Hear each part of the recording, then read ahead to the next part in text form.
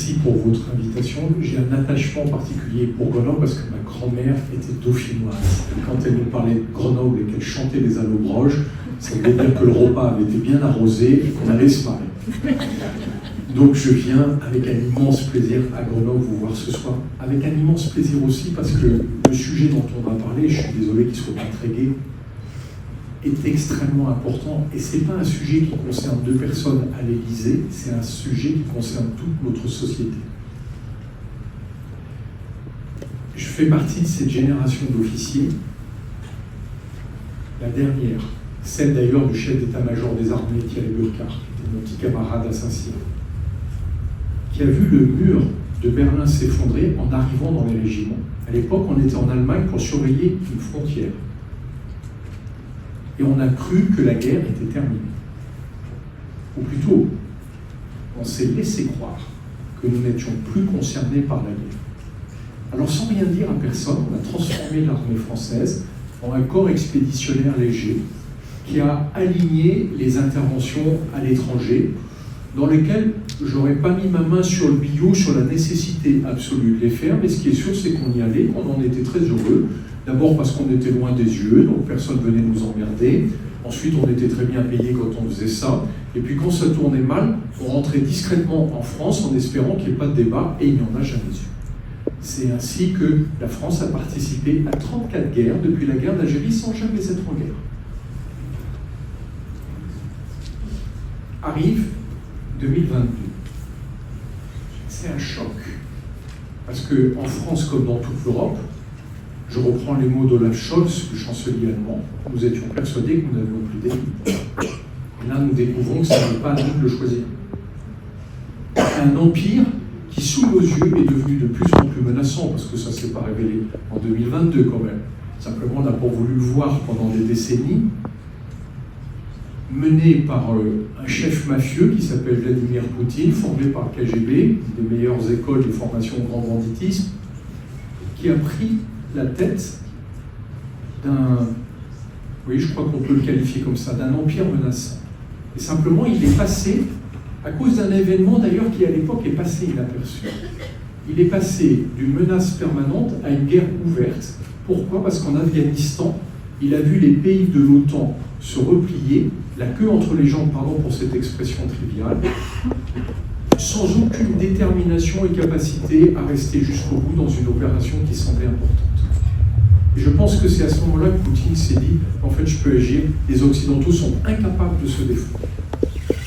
Les Américains nous tirent par la manche pendant des mois, mais comme ils nous disent ça depuis des années de toutes sortes d'endroits, y compris Taïwan, on ne les écoute pas quand ils nous disent, mais Poutine, là, il va déclencher une invasion nucléaire. Notez qu'à ce moment-là, si les Européens avaient envoyé une force réduite de l'ordre de 40 ou 50 000 hommes, donc celle dont on parle aujourd'hui pour aller en Ukraine, s'il l'avait envoyé en Ukraine, il n'y aurait pas eu de guerre. Parce que Poutine n'avait pas les moyens de s'opposer à une force européenne. Mais nous, on a regardé, moi le premier, attentif, ce qui allait se passer. Et puis, on a tous été sidérés par deux choses. D'abord que Poutine se soit planté, et la résistance des Ukrainiens. Absolument remarquable. Pardon, je ne l'ai pas retiré de mon blog, mais c'est un véritable scandale. Mon premier article sur la guerre en Ukraine consistait à conseiller de ne surtout pas essayer de résister pour limiter les dégâts. Parce que personne ne pouvait s'opposer au rouleau compresseur soviétique. Heureusement, personne ne m'a écouté. J'en suis très heureux. Mais je l'ai gardé par honnêteté intellectuelle pour montrer comment un analyste peut se planter dans les grands largeurs. Vous direz que ceux qui ne se plantent pas, c'est ceux qui ne donnent jamais leur avis, j'en connais une paire.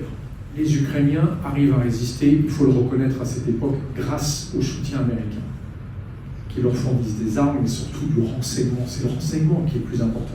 C'est eux qui leur ont dit quand est-ce que les Russes avaient l'intention de débarquer à Kiev pour décapiter le gouvernement ukrainien. Et c'est comme ça qu'ils ont empêché les Russes de faire. Je ne vais pas vous refaire la guerre, il faudrait beaucoup de temps, mais l'invasion russe est un échec en 2022. En 2023, la contre-offensive ukrainienne est un échec. Et en 2024, les Russes mettent les bouchées doubles pour essayer de conquérir une partie de l'Ukraine. Avec une armée qui est tellement abîmée qu'en un an, ils ont conquis 0,6% du territoire. j'ai plus les décimales, mais ça doit faire 3400 km². L'Ukraine en compte 600 000. C'est-à-dire qu'à cette vitesse-là, il leur faudrait un siècle pour conquérir l'Ukraine. Pourquoi je raconte ça? C'est pour comprendre quelle est la dynamique des acteurs actuels. Quand Trump est élu à la présidence en novembre 2024, il commence immédiatement à discuter avec Poutine. Et quand le 12 février, il nous annonce, alors que les Européens vont se rassembler à Munich, funeste destin s'il en est un, qu'il va commencer immédiatement des négociations. Encore une fois, il nous ment, mais ça c'est une habitude, ou plutôt il a habillé la réalité. En fait, ce qu'il veut nous dire, c'est que les négociations sont terminées. Il a déjà conclu un accord avec Poutine, et maintenant on va discuter des conséquences de cet accord. Et là, les Européens consternés découvrent que ce qu'ils croyaient être un plan, une volonté, des propositions, en fait, tout ça était plié par Trump qui discute directement avec Poutine comme si c'était d'une parfaite normalité. Oublions au passage qu'il est poursuivi par la Cour pénale internationale pour crimes de guerre et crimes contre l'humanité, qu'il a déclenché une guerre qui a fait des centaines de milliers de morts, aussi bien chez lui qu'en Ukraine, qu'il a détruit pour des centaines de milliards d'euros. Et Trump lui parle en tant qu'homme d'affaires, spécialisé dans l'hôtellerie internationale, comme si tout cela était parfaitement normal. Poutine est ravi, pour plein de raisons, mais je prends les essentielles. La première, c'est qu'il se prend pour un tsar. Or, lors de ces trois années de guerre, tout le monde a considéré que Poutine, au contraire, était juste un dingue particulièrement dangereux. Et là, d'un seul coup, le président de la plus grande puissance du monde vient lui parler d'égal à égal. Il est heureux. Sa hantise, c'était d'être obligé de causer avec Vladimir Zelensky, le président ukrainien. Et là, il parle avec Donald Trump. La deuxième raison, c'est bien qu'il soit, à mon avis, profondément dangereux, il n'est pas complètement con, et il a très bien compris que son armée, en l'état, était incapable de soumettre l'Ukraine. Et la troisième raison, c'est qu'en fait, il a besoin d'arrêter cette guerre pour pouvoir fêter au moins une victoire. D'autant que cette année, ne l'oublions pas, le 9 mai, ce sera les 80e commémorations de la grande victoire de l'URSS contre le nazisme. Poutine veut absolument avoir une victoire à fêter. L'année dernière, il était horriblement vexé d'être obligé quasiment de se cacher parce qu'il n'avait rien à fêter. D'ailleurs, il n'a même pas de matériel à faire défiler pour le 9 mai. Cette guerre en Ukraine l'a épuisé. Et c'est pour ça qu'il n'a pas pu défendre son ami Bachar el-Assad en Syrie, qui est tombé en 12 jours, et qu'il est incapable aujourd'hui de défendre l'Iran s'il y avait une nouvelle attaque contre le régime des Mollahs. Donc, Poutine a absolument besoin de s'arrêter. Mais par contre, lui, c'est un vrai négociateur, contrairement à Donald Trump. Lui, il n'a pas écrit de livre, L'art du deal, mais par contre, il sait ce que c'est que de bluffer tout le monde, puisque, en réalité, Poutine n'a jamais été aussi faible qu'aujourd'hui. Et tout le monde s'incline devant lui comme si c'était l'homme le plus puissant du monde. Et Trump valide le fait, ou plutôt, il est prêt à lui donner ce que Poutine n'a pas su arracher en 3 années de guerre. 20% du territoire ukrainien, parce que c'est de cela dont il est question. J'ai même appris aujourd'hui, au terme des premières discussions à Riyad entre le ministre des Affaires étrangères russe et le ministre des Affaires étrangères américain, Marc Rubio, que les Russes avaient bien l'intention d'obtenir ce qu'ils n'ont pas encore conquis dans les 4 oblasts, les 4 régions qui sont sur la frontière. On voit bien comment la négociation tourne, il est particulièrement mal. Donc il veut ces 20% de territoire, et il veut montrer qu'en fait, alors qu'il n'avait pas réussi à finir de les conquérir, il va les obtenir grâce à Donald Trump. La deuxième chose, qui est très importante pour lui, c'est l'interdiction symbolique pour l'Ukraine de rentrer un jour dans l'OTAN. Pourquoi? Parce que l'OTAN, c'est le prétexte sur lequel il s'est appuyé pour lancer son offensive et expliquer cette guerre qui est totalement illégitime. Et ça lui permettra de dire, il a déjà commencé à le faire par son entourage. Vous voyez, en fait, moi je me défendais contre l'extension de l'OTAN. Je suis une victime, en fait, dans cette guerre. Fait tuer quelques centaines de milliers de personnes, mais elles ont fait ça pour défendre la Sainte Russie. Et heureusement, grâce à mon ami Donald Trump, je vais avoir la garantie que l'OTAN va finir de menacer la Russie. Et ce renversement d'histoire. Il ne manque que Elon Musk dans l'histoire pour nous raconter un beau récit. Et puis la troisième chose qu'il veut, c'est dessouder le président Zelensky. Or Trump l'a déjà annoncé, il va exiger des élections présidentielles. Dans un pays en guerre, on ne fait pas d'élections pour des raisons simples. C'est que c'est impossible de tenir une campagne électorale correcte. Et donc le fait qu'il veuille imposer des élections à l'Ukraine, c'est juste le souhait de Poutine que Trump soit obligé de partir, que Zelensky, pardon, merci d'avoir suivi, soit obligé de partir. C'est d'autant plus important que Zelensky, c'est la figure de la résistance ukrainienne. Tant qu'il restera au pouvoir, ce sera une forme d'humiliation pour Vladimir Poutine. À Munich, les Européens ont été sidérés. Parce qu'en fait, depuis décembre, ils savent par l'OTAN, j'ai un bon copain qui est ambassadeur auprès de l'OTAN, qui me l'avait confirmé début décembre, que Trump avait demandé que les Européens préparent une force d'intervention en Ukraine pour garantir la nouvelle frontière. L'OTAN, les systèmes militaires, ça passe leur temps à faire des plans. Au moins, on sait ce qu'on ne fera pas. Voilà. On dirait, on aime bien les décider. Donc, ils étaient persuadés que ça n'était qu'un plan parmi d'autres, et que jamais Trump ne commencerait à négocier avec Poutine sans les associer et sans associer l'Ukraine. Et là, le 12 février, ils comprennent trop tard que la négo est quasiment terminée. Et que le plan qu'on leur avait fait préparer, d'envoyer des troupes en Ukraine, en fait, il est pour exécution, ou pour discussion sur le nombre de personnes et qui en sera le chef.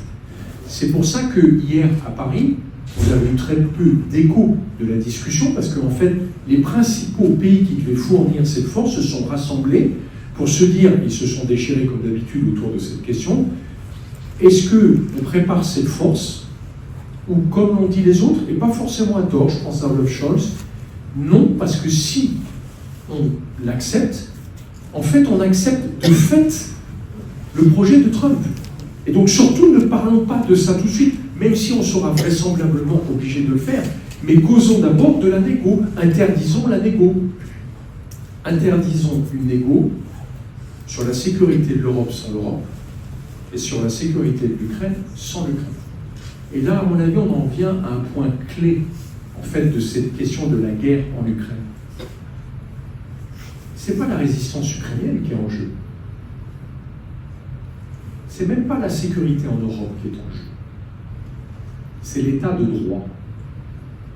Si Trump accepte et nous oblige à accepter que Vladimir Poutine a conquis par la force 20% d'un territoire qui ne lui appartient pas, il a pu écarter un président qui avait été élu, et qu'en fait il peut imposer par la force ce qu'il veut,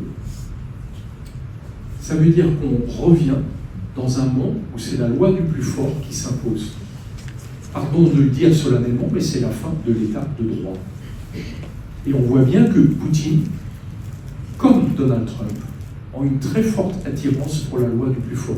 Je rappelle quand même, l'a signalé un procureur américain il y a peu de temps, que la place de Trump, c'est la prison, pour le coup d'État qu'il a fomenté et poussé en janvier 2021.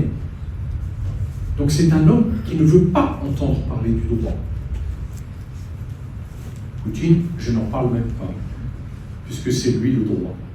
Mais voilà, soyons conscients que ce qu'on joue avec la suite de cette guerre en Ukraine va bien au-delà de l'Ukraine. Et je voudrais juste vous lire 3 lignes. C'est la dirigeante du Danemark qui vient de le dire. Et j'ai trouvé que c'était d'une remarquable pertinence. Pardon de la lire simplement, mais parce que en 3 lignes, elle résume parfaitement la situation. Elle dit: nous traversons actuellement la situation la plus dangereuse de notre existence. C'est pire que pendant la guerre froide. La guerre en Ukraine relève de rêves impériaux de la Russie. Et je ne pense pas qu'ils vont arrêter en Ukraine. Je suis très inquiète à l'idée d'un cessez-le-feu rapide, car il peut donner au président Poutine et à la Russie une meilleure possibilité de nous attaquer ensuite. Voilà.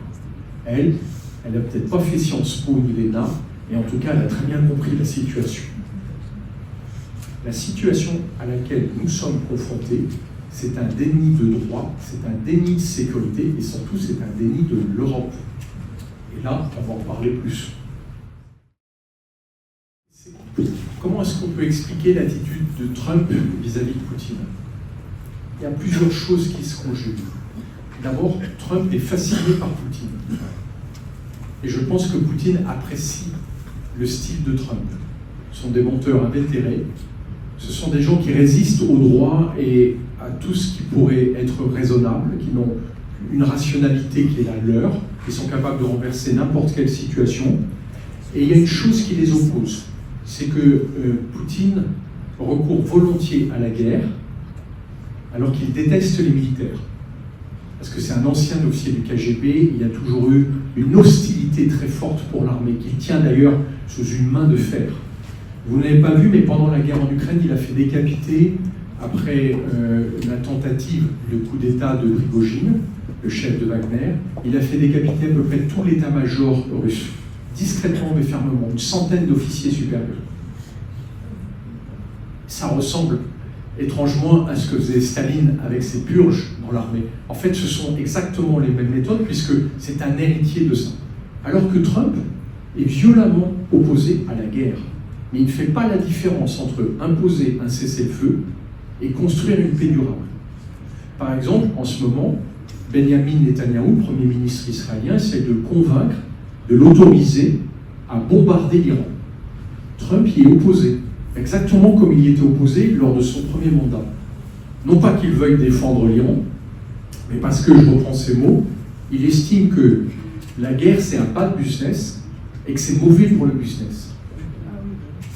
Donc, c'est ça qui réunit ces deux personnalités qui, au fond, sont en même temps opposées et pas si éloignées que ça. Cette volonté d'imposer leur volonté et cet appui, ou plutôt ce règne de la force plutôt que celui du droit. Trump, avec plutôt des arguments de pression économique et financier, actuellement, il fait pression sur la Russie, sur les sanctions financières. C'est ça, en fait, qui oblige la Russie à s'adapter aussi, parce qu'elle sait qu'elle n'a pas tant de marge de manœuvre que ça. Alors que Poutine, lui, ce qu'il veut, c'est absolument imposer sa puissance par la peur qu'il inspire. Et s'il reculait aujourd'hui en Ukraine, il sait que son pouvoir pourrait s'effondrer. Je rajoute au passage qu'il y a une dimension qui est un peu vicieuse dans la discussion, dans la négociation actuelle. Il y a beaucoup de personnes dans les pays occidentaux qui espèrent que Poutine ne résistera pas à une situation de paix, qui espèrent au fond d'eux que, un peu comme Netanyahou en Israël, dont on sait que la société le chassera dès que la guerre s'arrêtera, qu'en fait Poutine ces dernières années, ne prospère que par la guerre. Et que si la guerre s'arrête, ça pourrait lui être fatal parce que son entourage lui reprocherait le coût absolument exorbitant, aussi bien en termes humains qu'en termes financiers, de cette guerre qui ne menait à rien. S'il revient en disant « j'ai conquis 20% de l'Ukraine », tout ça pour ça, il est probable que son entourage le prenne très mal. Pas la société, la société russe n'est pas prête de se révolter contre Poutine, ils ont trop peur de terminer dans une colonie arctique. Mais par contre, son entourage, oui, en serait capable. Donc il y a quelque chose d'un peu hypocrite dans notre discussion, c'est que, en fait, s'il y avait un accord de cessez-le-feu, parce que c'est de ça dont on parle, c'est pas un accord de paix en réalité, c'est bien un accord de cessez-le-feu, certains caressent toujours l'espoir qu'il pourrait être fatal à Poutine. Personnellement, je pense que c'est extrêmement dangereux et risqué, sauf si on considère que Trump sait très bien que dans 4 ans, c'est terminé pour lui la vie politique, et que Poutine, malgré tous ses espoirs, sait qu'à la fin, nous avons tous un destin commun.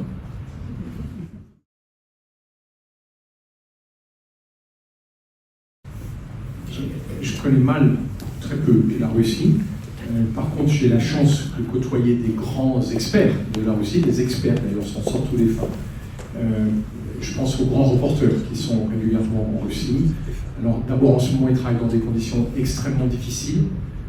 Je pense à Paul Gogo, par exemple, qui est le représentant de plusieurs médias, qui manifestement va être interdit de revenir en Russie. L'envoyé spécial du Monde s'est vu retirer son accréditation. Donc pour les experts, ça devient vraiment difficile, la relation est tendue. Ce qu'ils disent tous, c'est que la société russe est tétanisée à l'idée de réagir, qu'ils ont peur d'être immédiatement sanctionnés. Je pense à une amie universitaire, Hélène Blanc, qui est vraiment une grande spécialiste de la Russie. Elle me dit que plusieurs de ses amis ont été envoyés en colonie. Et que c'est très angoissant pour leur famille de ne même pas savoir s'ils sont vivants et où ils sont. Simplement parce que dans une conférence à l'université ou devant leurs étudiants, ils n'ont pas soutenu cette guerre, parce qu'ils ne se sont même pas opposés. Ils ont simplement dit que ce n'est pas la guerre à l'Ukraine, et puis que ça n'avait pas beaucoup de sens. Voilà. Ils disparaissent. Et ça, pour les Russes, c'est un signal très fort, digne du KGB, de toute façon, le premier qui moufte, c'est bien plus terrible que d'être tué sur un passage piéton. Vous savez, de disparaître dans ces camps. On s'en souvient, Solzhenitsyn nous les a décrits par le détail. Disparaître dans une colonie arctique, moi, ça me fait froid dans le dos.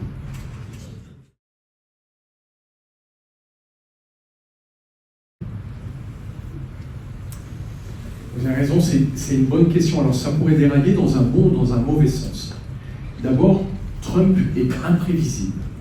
Et vous noterez que tous ses interlocuteurs, que ce soit le président Zelensky, les Européens ou Vladimir Poutine, font très attention de ne pas l'humilier, parce qu'ils ont peur de sa réaction. Et en fait, Trump est capable de prendre le foutreau. Par exemple, les premières discussions avec l'équipe de Poutine se sont très mal passées. En fait, Trump voulait un accord pour son investiture le 20 janvier. Il n'a pas eu. Et là, les Russes ont compris que Trump était prêt à s'impliquer beaucoup plus dans la guerre en Ukraine.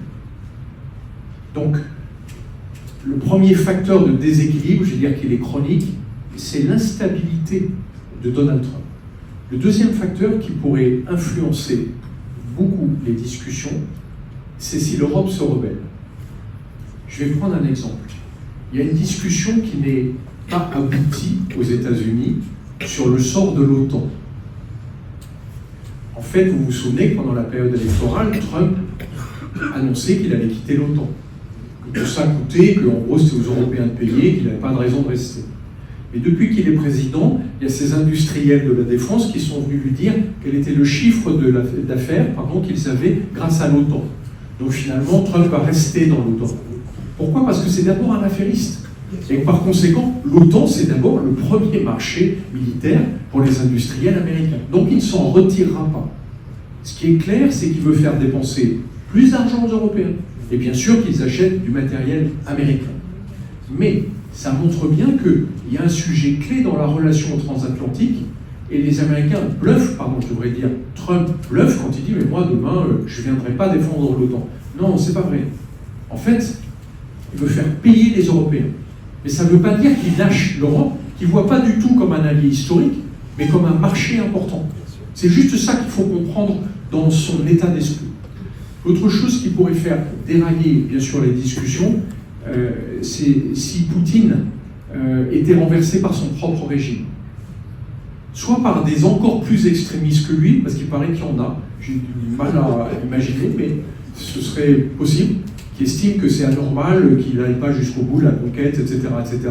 Soit par des gens qui disent que ça va, on a été beaucoup trop loin, il faut ça. Sans Poutine, la guerre s'arrête. Tant qu'il y aura Poutine, il n'y aura pas de paix durable en Europe. Et puis, le sujet qui pour moi est crucial, bien sûr, c'est la réaction de l'Europe, puisque actuellement, on voit bien que c'est le couple Trump-Poutine qui fait l'agenda, qui dit on va se retrouver à Riyad en Arabie Saoudite, et puis après on se retrouvera à telle réunion et on fera une conférence. Alors au passage, il y a un acteur qui surgit d'un seul coup, mais on l'imaginait, c'est la Turquie. Il dit, mais moi je suis prêt à accueillir une grande conférence de l'année, sachant qu'ils se sont toujours trouvés à distance égale entre la Russie et l'Europe. Et si l'Europe décidait d'organiser elle-même une conférence de paix, ça sous-entend qu'elle se soit entendue, bien sûr, sur ce qu'elle voudrait faire. Une conférence de paix qu'on a esquissée, je ne sais pas si vous vous souvenez, en juin dernier, les Suisses, à la demande des pays européens, ont organisé une conférence de paix sans la Russie, mais avec l'Ukraine. Pourquoi? On se doutait bien que l'Ukraine n'allait pas négocier avec elle-même. Mais c'était juste pour préparer le cadre d'une discussion. Parce qu'à l'époque, les Ukrainiens avaient bien saisi qu'en l'état, ils n'arriveraient pas à chasser les Russes. Et qu'une négociation était incontournable. Mais ils n'imaginaient pas du tout que Trump allait négocier pour eux, et surtout allait lui donner toutes les cartes qui étaient sur la table. Donc, la réaction des Européens, pour moi, aujourd'hui, est le seul facteur sur lequel nous avons une main, nous avons la possibilité de faire quelque chose.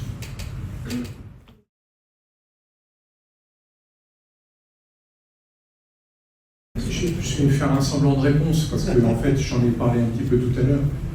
Si les Européens avaient envoyé la force d'intervention qu'ils vont sans doute être obligés de mettre en place en Ukraine pour garantir la ligne de démarcation qui est en train d'être dessinée, il n'y aurait pas eu de guerre en Ukraine. En 2014 ? Non, en 2021. Et en 2014, pardon de ne pas remonter aussi long, je pense que les Européens psychologiquement n'étaient absolument pas préparés à ces guerres. Il faut vous imaginer une chose, puisque vous êtes réfugiés depuis 2014, c'est que les pays européens n'étaient absolument pas préparés à la guerre. Pour l'Ukraine, depuis 2014, c'est une évidence, mais pour les pays européens, à l'époque, en 2014, la Finlande était accrochée à sa neutralité absolue. Et la Suède refusait de rentrer dans l'OTAN.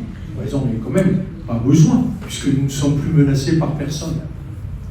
Donc, ce changement qui est total de l'Europe, c'est lié à cette deuxième guerre en Ukraine. Je suis bien d'accord qu'elle n'a pas commencé en 2022, elle a commencé en 2014. Mais en 2022, le choc, il est là, parce qu'on se souvient que jusqu'en 2022, l'armée russe intervient, mais sans sa casquette. Elle n'intervient pas officiellement. Ce sont des troupes séparatistes. Tout le monde a compris que c'est l'armée russe qui a enlevé sa casquette, mais n'empêche que, fictivement, on respecte le droit, puisque ce n'est pas l'armée russe qui abat un avion néerlandais. Non, ce sont des séparatistes. Juste, ils viennent de l'armée russe, mais c'est pas la vérité officielle. Alors que depuis 2022, c'est une guerre. Et depuis 2025, depuis Munich 2025, les Européens comprennent qu'ils ne sont pas maîtres de leur sécurité. Vous voyez, ça date de ce week-end. Parce que malgré tout, jusqu'ici, ils étaient intimement persuadés que leur garantie, leur assurance était apportée par ce lien historique avec les États-Unis, auquel ils ont cru avec Joe Biden, même si Joe Biden a brillé par ses indécisions. Il n'a jamais remis en cause le fait que les États-Unis étaient le premier allié des pays européens. Là, on a un président Trump qui, pour la première fois, nous dit ce que pensent beaucoup d'Américains, mais on n'en a rien à foutre. En fait, si vous voulez assurer votre sécurité, c'est à vous de l'assurer tout seul. Et nous découvrons, depuis ce week-end, que nous faisons face à un empire menaçant qui s'appelle la Russie de Poutine. Ça, on le savait depuis 3 ans. Et maintenant, nous faisons face à un autre empire menaçant qui s'appelle les États-Unis, Donald Trump. On n'en est pas à faire la guerre, l'autre ne veut pas faire la guerre. Et quand il a commencé à nous parler du Groenland pour le Danemark, vous imaginez la tête des Danois? Et vous êtes en train de nous dire que vous voulez récupérer un territoire qui nous appartient, en tout cas qui ne vous appartient pas. Moi, je pige régulièrement sur Radio-Canada. J'assiste au débat actuel sur Trump qui voudrait faire du Canada un 51e État. Donc, les Canadiens qui sont des gens terriblement pacifiques, qui estiment qu'ils n'ont pas d'ennemis dans le monde, ils ne reviennent pas. Ils sont comme les Européens ce week-end, ils sont sidérés, comme une troupe de lapins, vous savez, qui est dans les phares d'une voiture. Les gens ont dit que la voiture, c'est une Tesla. Oui, moi je voulais amener une précision, enfin un rappel de la situation de l'époque. Il y avait la guerre en Syrie. Et je ne sais pas si vous vous souvenez, Barack Obama avait déterminé des lignes rouges en disant si Assad bombarde de manière chimique son propre peuple, on intervient. François Hollande était d'accord pour le faire. Et puis Barack Obama a changé, finalement a changé de position. Et c'est à ce moment-là, je pense, que Poutine a testé les véritables intentions et des Américains et des Européens, et s'est dit, bon, je peux y aller. Et effectivement, le Donbass et la Crimée, c'est à ce moment-là.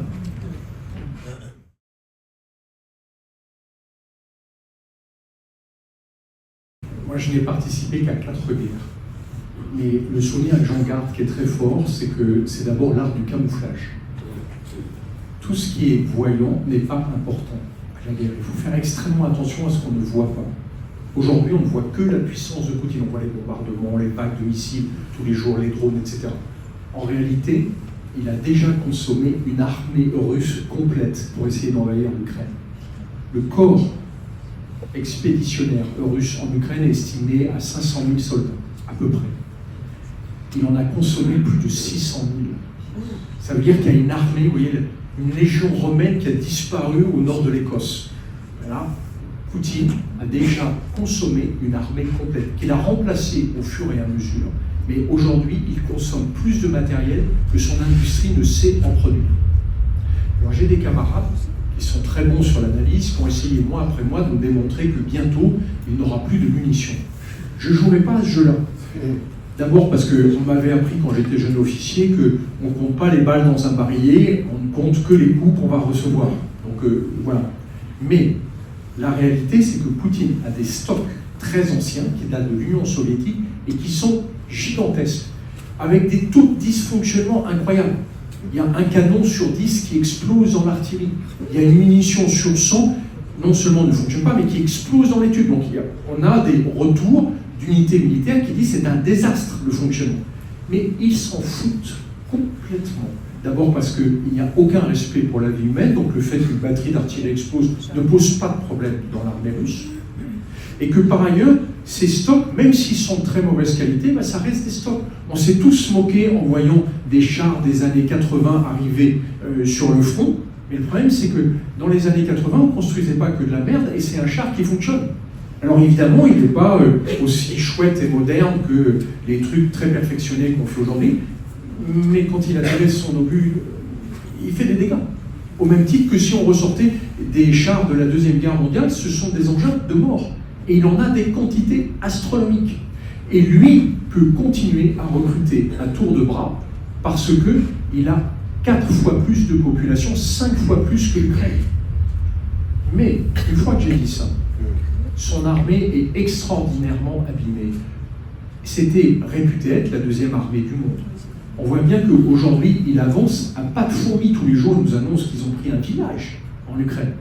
Mais si on fait le rapport entre ses pertes et l'énergie qu'il consacre avec les gains de l'armée russe, tout le monde est consterné en disant que c'est pas possible qu'il arrive à faire ça. La seule chose qui permet à Poutine de continuer à avancer en Ukraine, c'est que l'armée ukrainienne est encore plus épuisée que la sienne. Pourquoi? Pour 2 raisons. Bien sûr, c'est une population qui est beaucoup plus petite, et aussi parce que l'Ukraine a fait un choix politique qui lui coûte très cher.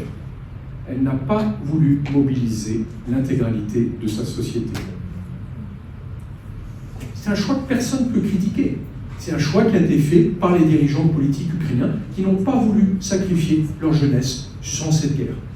Mais aujourd'hui, ils ont clairement une armée qui est essentiellement une armée de volontaires, qui est épuisée par ces 3 années de guerre, et qui, pardon de le dire brutalement, mais qui attend qu'il y ait une négociation et un cessez-le-feu, parce qu'elle n'en peut plus. Mais par contre, il n'a jamais été question de capituler comme le fait Poutine. C'est bien ça leur problème. C'est les conditions dans lesquelles on va trouver un accord de cessez-le-feu. Donc, oui, Poutine est faible. Et c'est ce qui a inquiété. C'est pour ça que tout à l'heure, je me suis permis de lire cet extrait de la déclaration du Danemark. Parce que tous les analystes militaires sont d'accord sur une chose. Poutine veut du temps pour reconstruire son armée. On estime à 3 ans le temps pour lui de revenir à un niveau, je vais dire, de l'armée russe telle que lui l'imaginait. Attention, Poutine avait beaucoup investi dans son armée ces dernières années. Ce qu'il n'avait pas vu, alors qu'il aurait pu s'en douter, parce que c'est quand même un chef mafieux, c'est que l'essentiel de l'argent qu'il avait investi dans l'armée russe avait été détourné par la mafia dont il est le chef. Mais là, ces 3 dernières années, il a bien vu l'état réel de l'armée russe, et il a bien compris que s'il voulait la reconstruire, il lui fallait du temps. C'est pour ça que, pour moi, ce dont on parle aujourd'hui, c'est tristement raccroché aux accords de Munich de 1938, l'époque où on a cru à une paix illusoire qui a permis au nazisme de prospérer. On sait aujourd'hui qu'en 1938, l'armée nazie était d'une faiblesse chronique et que si les Européens l'avaient attaqué, il n'y aurait pas eu de pouvoir nazi. Et là, on a un vrai sujet aujourd'hui, mais qui est un sujet existentiel, c'est notre rapport avec la guerre. C'est qu'en fait, les pays européens ne veulent plus faire la guerre. Vous-même, vous l'avez dit, je ne suis pas pour la guerre, mais moi je suis contre la guerre, j'en ai fait 4. C'est insupportable la guerre. Simplement, si on ne se bat pas, on se laisse soumettre par les autres.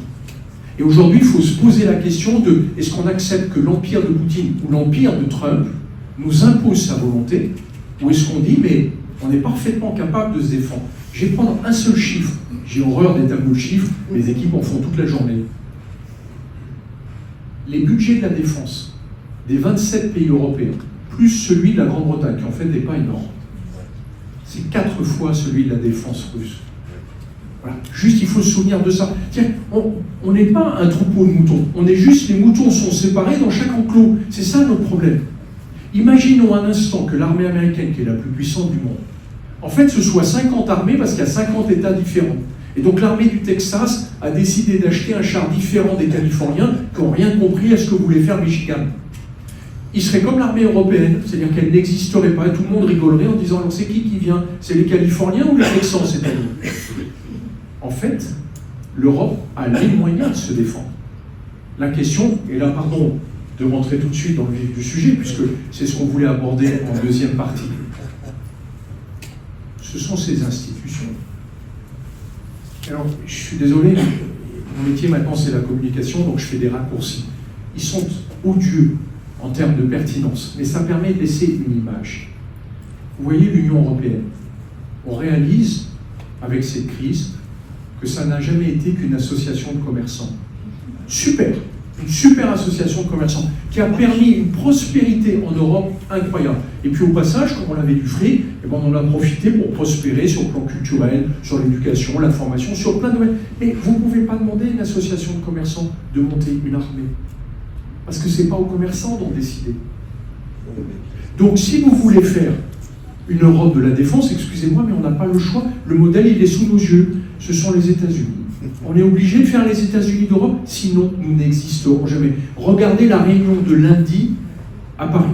Ça commence comme ça. Il y a la moitié des pays qui ne sont pas invités. Et donc ils râlent comme des putois en disant mais pourquoi qu'on n'est pas invité? Alors que c'est quand même de notre sécurité dont on parle. Et l'autre moitié, ils n'ont pas encore donné un avis qui sont déjà tous contre. Donc, sans choc politique, je suis désolé. Et j'ai travaillé pour l'Union européenne. Ça n'est pas avec une association de commerçants qu'on pourra se protéger. Cette association, elle est géniale pour la prospérité de l'Europe. Mais pour ce qui est de sa sécurité, je pense que c'est même pas qu'elle ne soit pas à la hauteur, c'est juste pas son métier.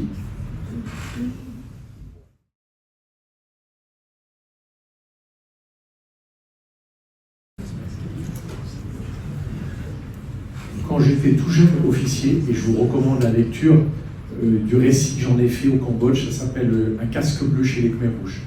J'ai eu comme en tandem un officier chinois qui avait été instructeur des Khmers rouges.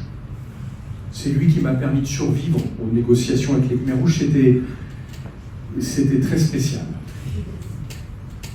J'en garde un souvenir de la Chine, de son armée, assez étonnant. En fait, la Chine, c'est un empire, mais qui a beaucoup de réticence à utiliser la guerre, parce qu'elle sait que la guerre est très destructrice. Et d'ailleurs, vous noterez que dans son avancée dans le monde entier, elle déclenche très rarement des conflits. Elle l'a fait il y a quelques années avec le Vietnam et elle s'est pris une raclée. Elle en a gardé un souvenir cuisant. La Chine observe la manière dont nous réagissons et elle est contente quand nous nous affaiblissons. Elle voit la Russie s'affaiblir dans cette guerre. Je ne dis pas qu'elle l'a poussée à la faire, mais elle n'a rien fait pour la retenir, sans jamais lui fournir de matériel militaire. Elle a été très ambiguë sur son soutien à la Russie. C'est elle la première qui l'a prévenu que si jamais la Russie utilisait une arme nucléaire, elle serait exclue définitivement de toute discussion. Par contre, la Chine observe attentivement notre capacité à défendre l'Ukraine parce qu'évidemment, elle pense à Taïwan. Est-ce que les nations qui prétendent défendre l'Ukraine sont capables d'aller jusqu'au bout, ce qu'elles n'ont pas fait pour l'Afghanistan, ou est-ce qu'elles trouvent un accord pour laisser quelque part la puissance agressante récupérer par la force ce qu'elle voulait? L'issue de cette discussion sera déterminante pour la Chine. Et quand la Chine dit « je souhaite que tous les acteurs soient associés à ces négociations de paix pour une paix durable », il faut lire entre les lignes, comme pour Donald Trump, ça veut dire continuer à vous affaiblir, et moi je verrai en fonction de ce que vous avez conclu, ce que je peux me permettre de faire pour Taïwan. Un deal. Il n'y en a pas. Pourquoi? Parce que, bien sûr qu'il y a des hommes et des femmes qui rêvent d'un Yalta où on se séparerait le monde et on dirait ça c'est pour toi, moi je récupère ça, etc. Mais en fait, à ce stade, ils se le racontent, mais ils n'en ont pas les moyens. Heureusement. Ce qui est impressionnant dans la discussion de Trump avec Poutine, et je pense qu'il ne s'y attendait pas, c'est avoir autant de réactions. L'Ukraine, il s'en fout. Il sait très bien que de toute façon, le président ukrainien peut toujours lui dire qu'il est très content ou qu'il est très mécontent, ça ne changera rien à la manière de faire de Donald Trump. Mais par contre, les pays européens, ça l'intéresse pour une chose. C'est le plus grand marché pour les États-Unis. Il ne faut pas l'oublier, parce que dans l'esprit de Trump, on est toujours face à un homme d'affaires. Et il sait très bien que si demain il était en guerre commerciale, ou plutôt qu'il perdait le marché européen, là, ce n'est pas uniquement les industriels de l'armement, c'est tous les industriels qui viendraient voir pour dire « mais attends, mais tu n'as pas compris un truc. L'Europe, aujourd'hui, c'est le plus gros marché. » Et par conséquent, il est obligé d'écouter, ou plutôt de faire attention à la réaction des Européens. Par contre, ce qu'il essaye de faire actuellement, qui a toujours été son tropisme lors de son premier mandat, il avait agi exactement de la même manière, c'est de disloquer toute Union européenne, de discuter uniquement en bilatéral. Pourquoi? Parce qu'il sait que, pris séparément, nous sommes faibles, et que si on parlait d'une seule voix, ce serait très compliqué. Rappelons-nous ce qu'a fait Thierry Breton quand il a voulu sanctionner les grandes entreprises numériques américaines et qu'il y a réussi avec des règlements européens et qu'on a parlé d'amendes en milliards d'euros. Vous avez vu la tête des GAFA qui jusqu'ici étaient persuadés que personne ne pourrait leur tenir tête. Qu'est-ce qu'ils ont fait? Ils ont tout fait pour pousser Trump et obtenir, grâce à Elon Musk, parce que c'est Musk qui est derrière, qu'on fasse tomber ces règles pour qu'ils puissent continuer à agir librement. Quand ils parlent de liberté, ce n'est pas notre liberté d'expression, tout le monde l'a compris, c'est leur liberté de gagner du fric et de nous faire faire n'importe quoi. Donc, il y a probablement une volonté de se répartir le monde, mais ils n'en ont pas encore la capacité, à condition que les Européens agissent intelligemment.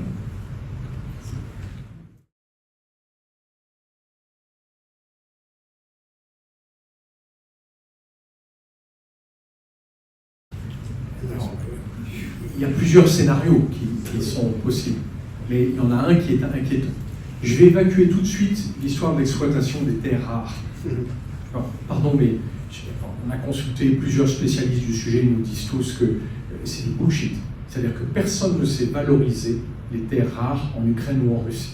Et que c'est un prétexte qu'a utilisé le président Zelensky pour essayer d'emmener Trump sur le terrain qui l'intéresse, c'est-à-dire celui des affaires, en lui faisant miroiter qu'il pourrait avoir un espèce de contrat qui serait extrêmement intéressant pour les entreprises américaines. D'abord, on ne fait pas d'exploitation minière tant que la zone est en guerre. Et la deuxième chose, c'est qu'encore une fois, personne ne sait valoriser ces terres rares en Ukraine. Personne ne sait quel est le montant, ce que ça représente, combien ça coûterait en termes d'exploitation. Donc pour moi, ça c'est un pur fantasme qui a été utilisé intelligemment par le président Zelensky, mais qui ne repose sur aucune réalité. Et d'ailleurs, l'administration Trump ne s'y est pas trompée, parce qu'elle a exigé plein de choses, mais ils savent très bien qu'au bout du deal, il n'y a pas de deal. La question clé, c'est le scénario dont on parle. En fait, celui qui a été esquissé par Trump, pour l'instant, celui de Trump, je parle bien de celui de Trump, des discussions qu'il a actuellement avec Poutine, ça consiste à dire, on prend comme référence la guerre de Corée. On arrête les combats sur la ligne de front. La ligne de front devient une ligne de démarcation. Une force internationale, clairement qui serait européenne, mais pas l'OTAN, même si elle sera baquée par l'OTAN, doit garantir la stabilité de cette ligne. Je rappelle qu'en Corée, ça dure depuis 73 ans, et qu'à l'époque, il y a même eu la Suisse qui a participé à la force internationale. C'est un cessez-le-feu. Il n'y a pas d'accord de paix en Corée. Ça n'est qu'un cessez-le-feu. Et on vit avec. Et on reprend le business. Sauf qu'on n'a jamais repris le business avec la Corée du Nord, qui s'est enfermée dans le seul allié, et il y en a deux, c'est la Chine, mais c'est surtout la Russie aujourd'hui. Parfois, on se demande si Trump ne pourrait pas en être un, ce qui est quand même un peu inquiétant. Mais avec cet accord de cessez-le-feu, on fige la ligne de front, et il n'y a aucune paix durable atteignable. La Corée en souffre terriblement d'être dans un état de quasi-paranoïa permanent, parce qu'ils sont obligés d'entretenir un dispositif militaire considérable. Ils se sentent tout le temps menacés par la Corée du Nord. Et donc, le scénario de Trump, ça consiste uniquement à dire, regardez, j'ai arrêté la guerre, je mérite le prix Nobel de la paix. Mais il fait juste une légère confusion entre cessez-le-feu et paix. Et pardon, il fait exactement la même chose au Proche-Orient. Il impose un cessez-le-feu à Netanyahou, c'est lui qui l'a imposé. C'est déjà pas mal par rapport à Biden. Mais par contre, d'imposer un cessez-le-feu ne règle pas la question palestinienne. Et là, il s'enfuit, sauf à nous raconter des trucs complètement hallucinants, avec déportation des Palestiniens et puis une riviera sur la bande de Gaza. Mais on voit bien que, en fait, Trump n'a pas de scénario de construction d'une paix durable.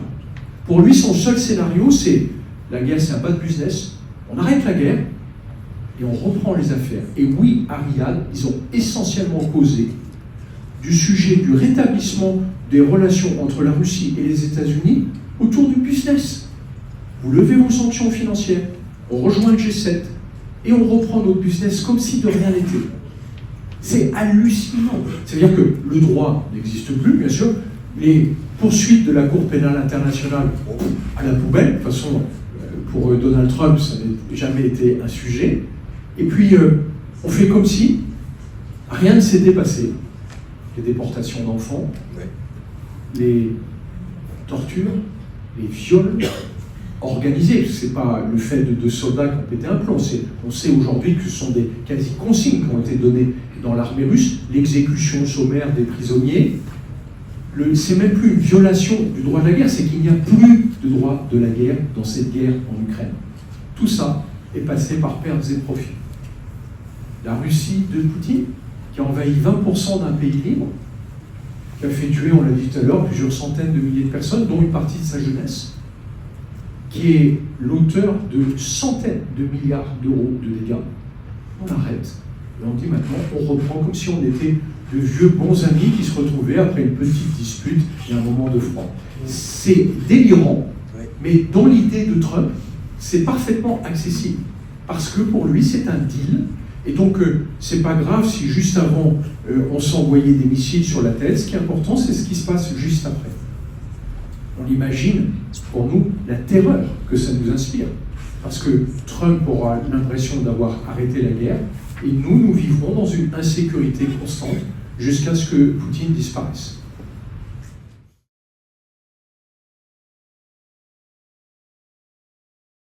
Alors, on est convaincu d'une chose, c'est que Poutine n'a pas de marche arrière. Au moins ça, c'est une certitude. Là où Trump n'a aucune conviction, Poutine n'a pas de marche arrière. Et par conséquent, s'il s'arrête, ce sera temporaire.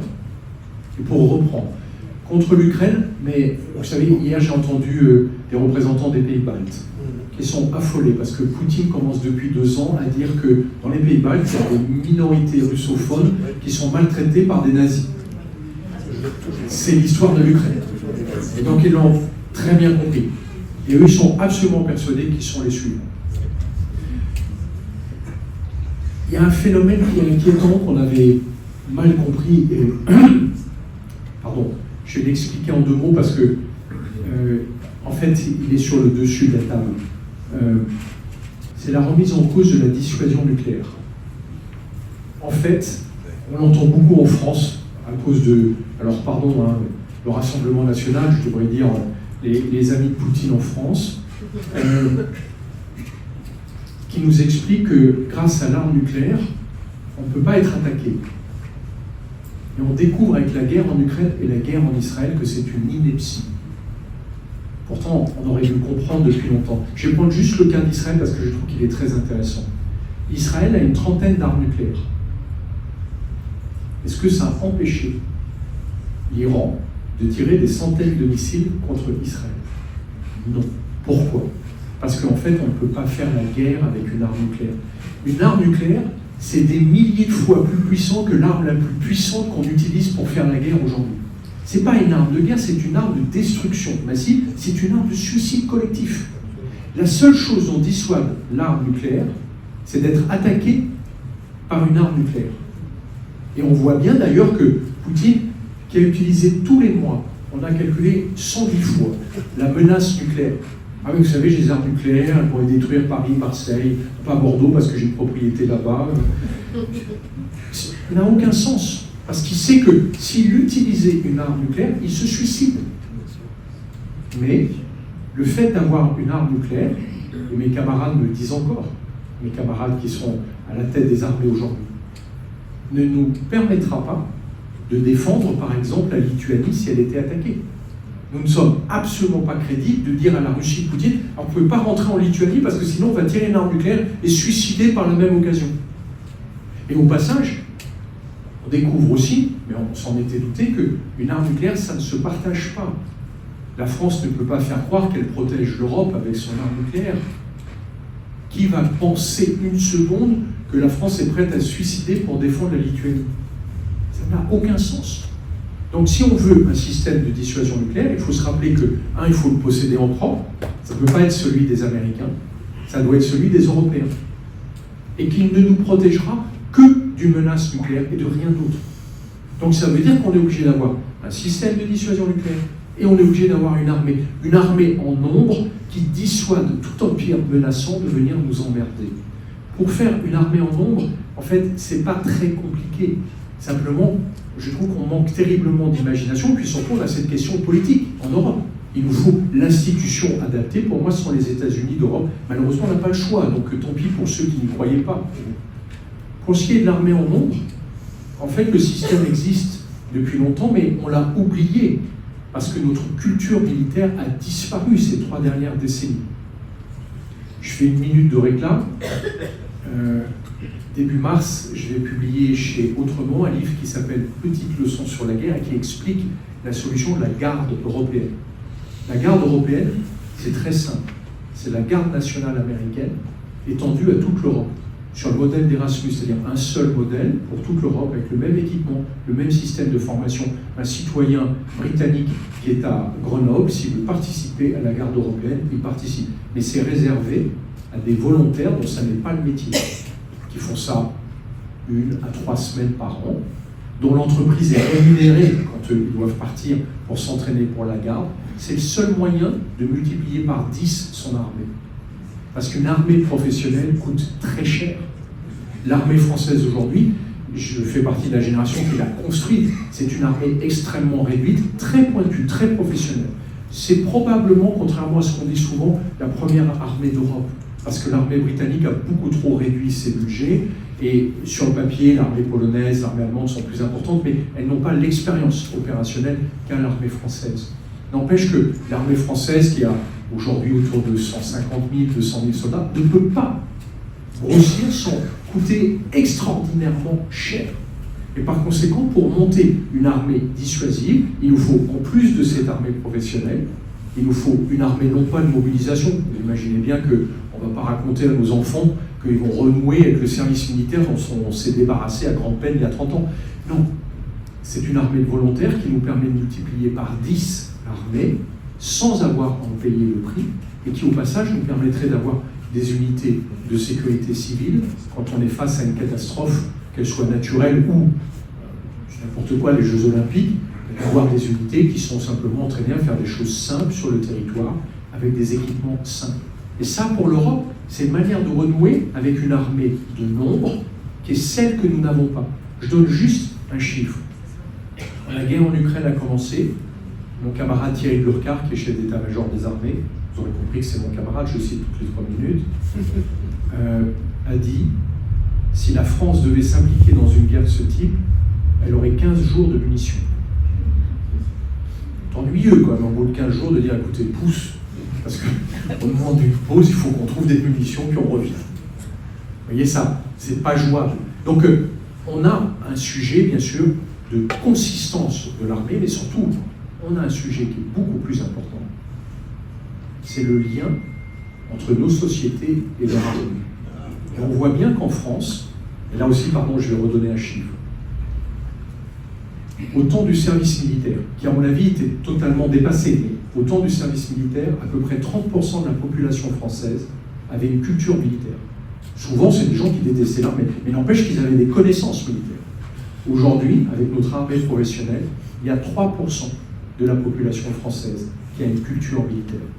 Ce qui veut dire qu'aujourd'hui, globalement, c'est la même chose dans tous les pays européens. La société européenne n'a plus de culture militaire. Et du coup, quand il faut se préparer à une guerre, je dis bien se préparer, ça ne veut pas dire de la faire, mais ça veut dire être prêt à la faire pour empêcher les autres de la faire, et bien on se retrouve face à une société tétanisée, et surtout à une absence de moyens, alors qu'on peut, avec les finances qu'on consacre actuellement à la défense des pays européens, monter cette armée. On n'a pas besoin d'assécher le système de retraite, l'éducation nationale et les hôpitaux pour monter plus d'armées. On a juste besoin de s'organiser différemment. Et surtout, ne dites jamais à mes camarades militaires de combien ils ont besoin, parce que de toute façon, ce sera le double. Le double de n'importe quoi, mais ce sera le double. Ce sont des puissants fonds, les systèmes militaires. Et ce n'est pas à eux de décider ce qu'on consacre. C'est à nous, à la société, de dire voilà ce qu'on veut pour se protéger. Et on a tout à fait les moyens de se protéger. Mais encore une fois, pardon de revenir dessus, ça nécessite une autre politique.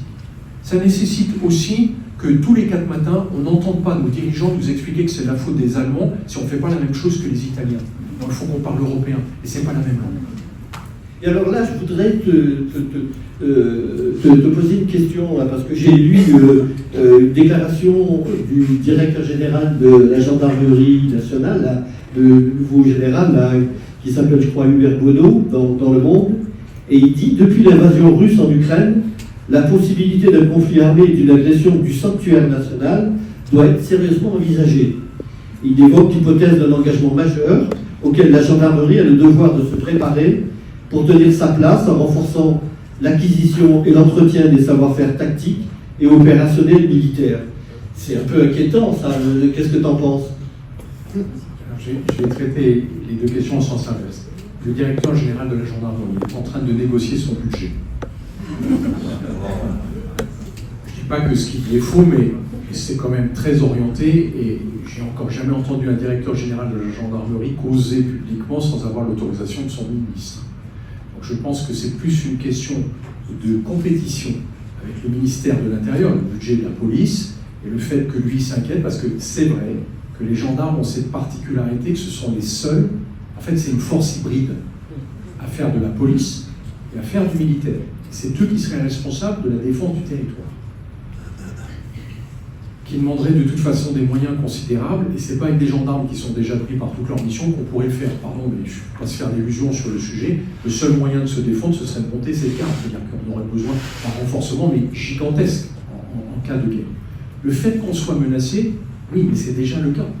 On fait l'objet aujourd'hui tous les jours d'à peu près 10 000 attaques cyber qui viennent de Russie et qui mettent en difficulté nos entreprises, nos hôpitaux, nos administrations. On fait régulièrement dans toute l'Europe l'objet de tentatives ou de sabotages qui sont parfois extrêmement dangereux. En Allemagne, il y a eu des incendies sur des dépôts d'armement, etc. Donc, voilà, on est à un point, allez, on est en quasi-guerre avec la Russie, en réalité. Donc, les déclarations du directeur général de la gendarmerie sont intéressantes, mais je les laisse dans ce contexte de discussion budgétaire. Je vais revenir plutôt sur Thierry Breton. En fait, si on veut se défendre en Europe, il faut la défense de l'Europe et une Europe de la défense. Le fait qu'on ait une armée européenne, c'est pas compliqué à condition qu'on ait un pouvoir européen. Vous savez, l'armée européenne, on a un cas typique et une référence pour nous, c'est l'armée britannique. Dans l'armée britannique, chaque régiment est attaché à une région. N'allez pas dire un régiment écossais qui fait partie de l'armée britannique. C'est un régiment écossais, avec des traditions écossaises, tout le monde porte et il parle écossais, ce qui est totalement incompréhensible pour les Anglais au passage. Donc si on veut faire demain une armée européenne, on n'a pas besoin de balancer la souveraineté nationale, on a juste besoin que les militaires s'équipent et se forment de la même manière. Ce qu'ils font d'ailleurs en partie avec l'OTAN. Et ça veut dire que le fait qu'on ait une armée française, belge, etc., n'est pas incompatible avec une armée européenne. Ce qui est important, c'est que la coordination et l'ensemble soient égales. C'est-à-dire qu'on équipe tout le monde de la même manière. Qu'on ait un seul système de formation, par exemple, pour les pilotes de l'armée de l'air, et pas 27 écoles comme on en a aujourd'hui, parce qu'il y a 27 pays. C'est juste ça. C'est à portée de main. Par contre, on a besoin d'une industrie européenne de la défense. Parce qu'on voit bien que tous les pays européens sont prêts à consacrer plus de budget à leur défense. Mais ils vont acheter quoi? Ils vont acheter américain, ça c'est ce que voudrait faire Donald Trump. Est-ce que c'est une bonne idée? Je ne sais pas. C'est de l'armement très cher, sur lequel ils ne nous font pas de cadeaux, ça on le sait, puis qui nous met dans une forme de dépendance et surtout qui va peser, bien sûr, dans nos échanges commerciaux. Pourquoi est-ce qu'on ne s'équipe pas européen? Et c'est notre faute. Parce qu'on n'a toujours pas fait Airbus de la défense. Et pourtant, on a un modèle. C'est Airbus. Est-ce que vous imaginez, si on avait encore l'Ateco Air, que Boeing serait en compétition avec nous? Franchement, soyons sérieux. C'est Airbus qui nous a permis, sur le marché de l'aéronautique, d'être un acteur non seulement respecté, mais craint, même par Boeing. Et donc, tant qu'on n'aura pas l'équivalent dans la défense, c'est-à-dire des très grands constructeurs européens qui fédèrent tous ceux qui ont des connaissances sur le sujet, on sera une multitude de petits acteurs. Je vais prendre deux exemples, mais qui sont dramatiques. La France. Le char Leclerc, vous savez, c'est le char français qui est construit par Dexter, qui est une entreprise parfaitement honorable et qui est l'héritier des manufactures royales. On va consacrer dans la loi de programmation militaire, j'exagère à peine, un petit milliard d'euros pour repeindre les 200 chars Leclerc. Alors qu'aujourd'hui, il y a un seul constructeur qui fait référence en Europe. C'est Krauss-Maffei avec les chars Léopard 2. Je ne vais pas vous emmerder avec la technique, mais c'est la solution de place, c'est le truc que tout le monde veut avoir. Ce n'est pas forcément le char le plus performant du monde, c'est juste le truc qui marche très bien et qui fonctionne pendant des années. Donc, si on réfléchissait européen, il n'y aurait plus qu'un seul constructeur de chars qui, bien sûr, fait travailler en prestation des centaines d'entreprises européennes, mais on commande les chars Léopard 2 en centaines, voire en milliers d'exemplaires pour pouvoir avoir en permanence une flotte de chars de combat qui fait que personne n'aura jamais envie d'envahir l'Europe. Les Russes alignent plusieurs milliers de chars en Ukraine. Ils en ont consommé presque autant. Les Européens aujourd'hui n'ont que quelques centaines de chars. Avion de chasse, le Rafale, fierté de la France. Et c'est la ruine de notre budget. Parce que même si aujourd'hui, avec le Rafale, on dit c'est formidable, on l'a exporté vers quelques pays, mais en fait, le Rafale n'a jamais réussi à percer en Europe.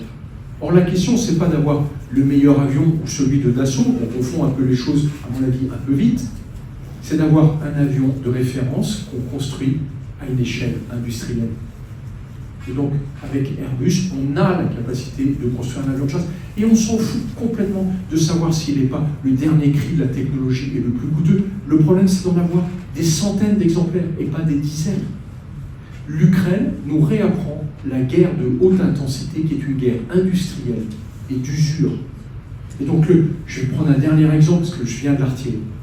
Le canon César, dont on vous parle comme si c'était le sésame de l'artillerie, c'est l'engin le plus fragile que l'artillerie française ait jamais possédé. Pourquoi? Parce que c'est un canon qui a été fabriqué, en fait, pour pouvoir partir en expédition à l'étranger et être transporté dans un avion. Donc il est trop léger et il est construit sur un châssis qui n'est pas blindé. N'importe quel artilleur, peut-être celui de Mayence en tout cas, vous direz que ça n'est pas un bon canon d'artillerie. D'abord parce qu'il y en a 80 dans l'armée française. Quand j'ai commencé dans l'artillerie, il y avait 1 millier de canons. Il y a des munitions pour 15 jours. et que c'est un canon qui est fait pour tirer une centaine de coups et s'arrêter. Une centaine de coups, c'est ce que tirent les Ukrainiens en 1 heure sur la ligne de front. Donc vous voyez juste, on a fait de la dentelle, on a fait de l'orfèvrerie, on a demandé à LVMH de nous faire un canon d'artillerie. Il est très beau, très chouette, il est très sympathique, mais ça n'est pas une arme de guerre. Une arme de guerre, c'est une arme industrielle qu'on s'est distribuée à une échelle industrielle. Et donc, tant qu'on n'aura pas fait l'Airbus de la défense, on achètera du matériel au tout venant. Mes camarades polonais me disent qu'ils ont acheté beaucoup de matériel en Corée du Sud. Ils sont très déçus du niveau du matériel qu'ils ont acheté trop vite et qu'ils s'aperçoivent que là aussi, il n'y a pas de série industrielle assez importante pour avoir une expérience qui fait qu'on a construit un matériel qui est hyper fiable. Les Allemands ont construit leur char Léopard en milliers d'exemplaires. C'est pour ça que c'est le meilleur char aujourd'hui sur la place. Donc, on a une question, en fait, de business industriel. Là, je reviens dans les considérations de Donald Trump. Faisons comme a fait Thierry Breton au moment du Covid, au lieu de laisser chaque pays européen aller voler les stocks de vaccins aux pays voisins, on a fait un seul contrat et on s'est réparti les doses. Et heureusement qu'on a fait ça. L'industrie de la défense, c'est pas tellement plus compliqué que ça.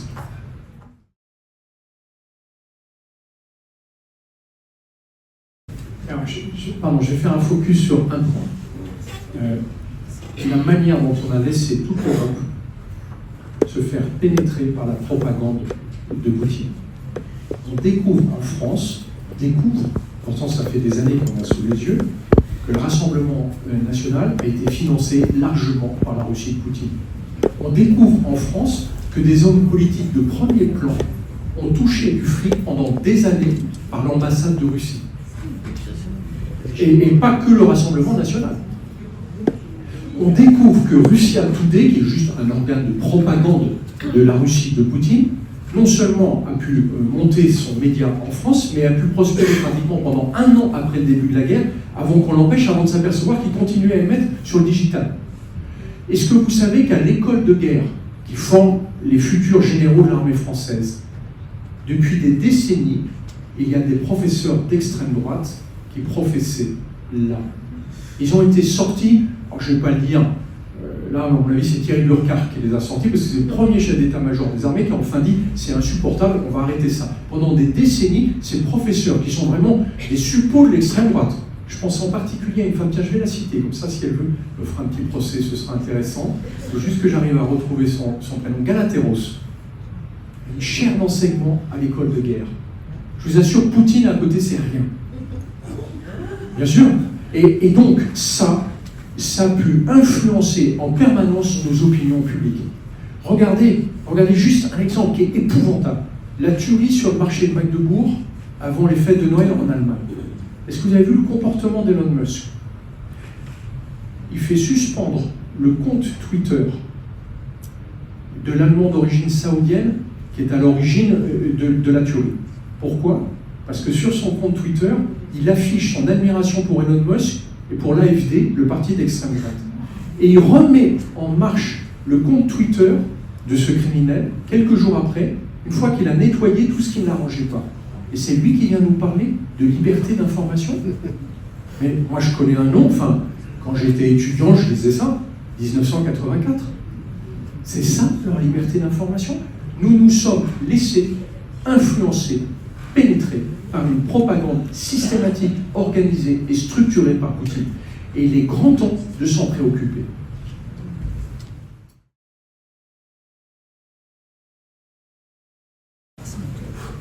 Je vais faire semblant d'être modeste. Je ne discute pas avec notre président de la République, c'est un choix de sa part. Mais je n'ai pas de conseil à vous donner. J'espère juste une chose, j'ai travaillé pour l'Union européenne. C'est que pour une fois, les dirigeants français arrivent à faire preuve d'un peu de modestie. On ne construira pas les États-Unis d'Europe avec des dirigeants qui ont un ego surdimensionné. Et on ne pourra pas causer d'Europe si on commence par dire la France. Je me rappelle une plaisanterie qu'adoraient les Belges, parce que je faisais le Collège Royal de Défense, c'est l'Institut, c'est l'école de guerre belge à Bruxelles. Vous savez, tu sais, Guillaume, Si tu veux faire fortune à Bruxelles, les Français, tu les achètes à leur vraie valeur et puis tu les revends au prix auquel ils s'estiment.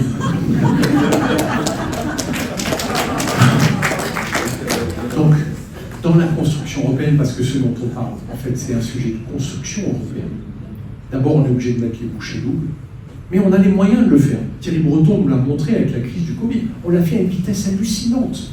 Pourquoi? Parce qu'on n'avait pas le choix. Aujourd'hui, on n'a pas le choix. Il faut simplement qu'on se réveille, qu'on arrête de nous parler de souveraineté nationale. On est fiers de nos nations. Et alors, on peut avoir des nations, il y a 50 nations aux États-Unis. Il n'y a aucune nation qui n'a renoncé à sa culture, à son histoire. Ça ne pose pas de problème. Le problème, c'est d'arriver effectivement à se préparer, et à se préparer efficacement. J'ai détesté la guerre. Mais j'ai beaucoup d'admiration pour mes anciens compagnons d'armes. Et ce que je regrette le plus, c'est leur silence.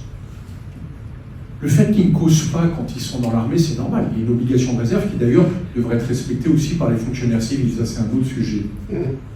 Mais si les anciens militaires avaient causé plus à la société, et si la société avait causé plus à ces anciens militaires, je pense qu'aujourd'hui, on n'aurait pas cette réunion.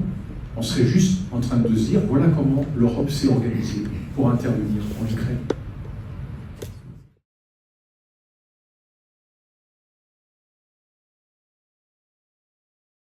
Je vais traiter d'abord l'aspect militaire. En fait, c'est notre société qui a laissé l'armée française se transformer en corps expéditionnaire léger, en corps colonial. C'est à ça qu'elle ressemble. On intervenait partout dans le monde, même quand on ne nous demandait pas. Bien sûr qu'il faut arrêter ça, mais une armée professionnelle très pointue doit garder une expérience permanente. Si vous regardez bien, les Américains interviennent en permanence à l'étranger. Pourquoi? Parce qu'ils savent que ce n'est pas dans des camps d'entraînement qu'on acquiert cette expérience. C'est forcément dans des interventions. Et donc le fait qu'on ait cette expérience mixte est importante, et par contre, on n'a pas le droit d'accepter que l'armée française se soit spécialisée dans des interventions extérieures et qu'elle ait complètement abandonné sa capacité à défendre le territoire français. C'est une dérive qui est liée au fait que la société ne s'est pas intéressée à son armée et que l'armée en a décidé quasiment toute seule avec la complicité de l'Élysée qui ne voulait surtout pas en débattre. Donc c'est notre problème. Mais en fait, ce n'est pas l'armée française la question. C'est les moyens que nous avons en Europe pour pouvoir se défendre. Et là, encore une fois, la question, elle est sur le pouvoir politique. Vous l'avez très bien dit. Vous prenez 27 pays, mais moi, quand je travaillais pour l'Union européenne, on n'était que 15, mais c'était la même merde. Chaque fois que quelqu'un donnait un avis, vous aviez 14 avis différents. C'était insupportable. On ne peut pas, à 15, diriger quelque chose. Pourquoi il faut faire les États-Unis d'Europe? Parce qu'à un moment, dans un processus démocratique, il faut décider de quel est le pouvoir qui est au-dessus. Et on élit un président, j'espère une présidente. Et c'est elle qui dira, eh ben voilà la décision que j'ai prise. Et si on demande aux États membres, imaginez qu'aux États-Unis, avant de participer à la moindre opération, on demande aux 50 États membres, et peut-être au Canada, qui sera le 51e, ce qu'ils en pensent. Évidemment, on s'auto-bloque tous les matins. Donc, on n'a pas le choix politique. La question, encore une fois, n'est pas militaire, elle est politique. Et donc, c'est à vous, à nous, de nous emparer de ce sujet, parce qu'en réalité, la question qu'on a sous les yeux aujourd'hui, en Ukraine, et demain, ça peut être dans un autre pays, et de toute façon, c'est notre sécurité qui est en jeu. Elle ne peut se faire qu'avec vous. Voilà ce que je voulais vous dire ce soir. Vous dire aussi que je vous recommande le blog que vous trouverez sans difficulté, qui s'appelle « Ne pas subir ». Mais j'aime bien cette formule de Jean Jaurès, du maréchal de Tassigny, mais il y a aussi Jean Jaurès qui est cité à l'intérieur. Je vous recommande ce blog, pourquoi? Parce que, je paye pour qu'il n'y ait pas de publicité à l'intérieur, donc ça vous évitera les trucs habituels et tous les machins insupportables. La deuxième chose, c'est que ces articles servent très souvent de référence dans les médias pour construire les angles quand ils veulent traiter d'un sujet. Pourquoi? Parce que je suis un des seuls commentateurs militaires dans les médias à ne pas être briefé par l'état-major des armées, et c'est toute ma fierté. Merci beaucoup.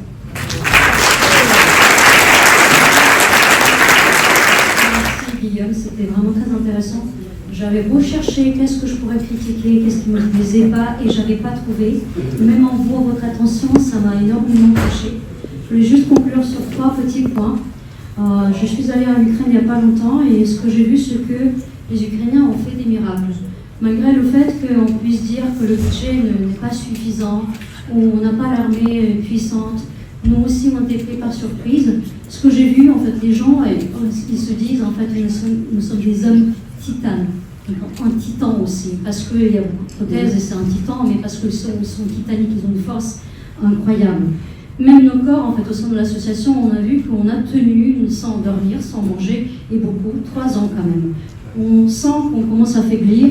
On a mesuré sur nos corps, sur notre mental, cette évolution de la société française et européenne. Tout ce qu'on a vu pendant l'heure de manifs et des conférences, ça a beaucoup bougé. Et on a aussi compris que tout se passe dans le mental. Tout est dans la tête, en fait. Absolument tout ce qu'on peut donner, tout ce qu'on peut transmettre, tout ce qu'on peut comprendre, ça se construit. Ça se construit depuis des siècles.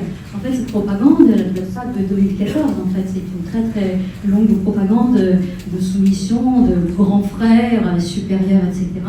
Et la toute dernière chose, que dans chaque mauvaise chose, il y a un bon côté. Donc, every cloud has a silver lining, on dirait en anglais. Ce qu'il y a aussi quand même de l'espoir.